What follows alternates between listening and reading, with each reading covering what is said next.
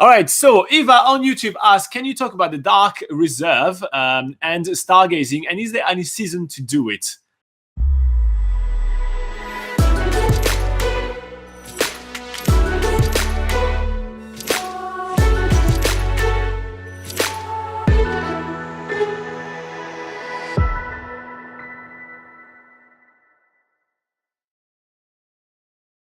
All right, so it's Dark Sky Reserve first.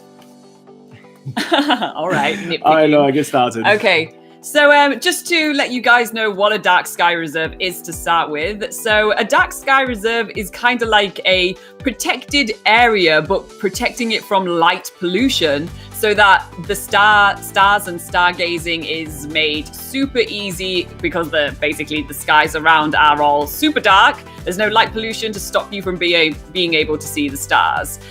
So there is one dark sky reserve in New Zealand, and this covers around the area of Aoraki, Mount Cook, Lake Tekapo, and around Twizel. So that's sort of like in the central South Island area. And that's all nicely protected by mountains. There's not too many big towns around the area, so there's really little light pollution.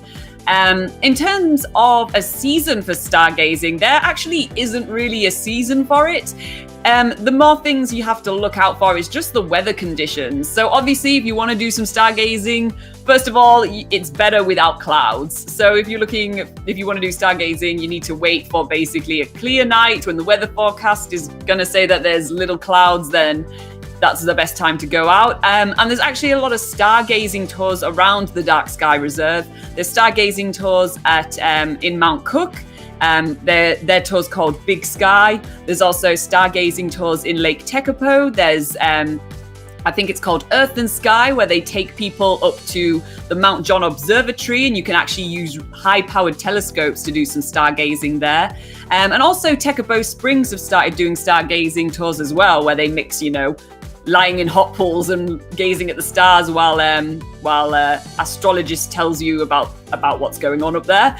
And also in Twizel, I think there's some walking tours where they have some laser pens and they show you the star constellations and stuff like that. So yeah, there's lots of opportunities for stargazing with a guide and with professionals, which can tell you more about what you're seeing basically.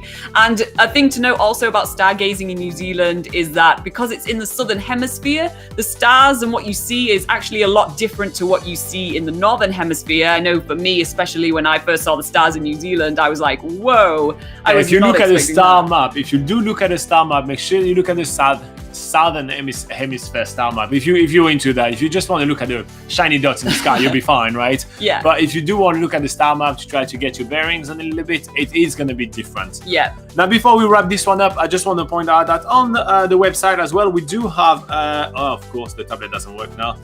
We do have 5 stargazing sites in New Zealand, which are favorite places to stargaze in New Zealand. I'll go through those one really quickly, but if you do want some information about that, the link is going to be below and obviously on the website. So the first one is obviously around Lake Tekapo, around Twizel as well, is pretty popular, around Aoraki, Mount Cook.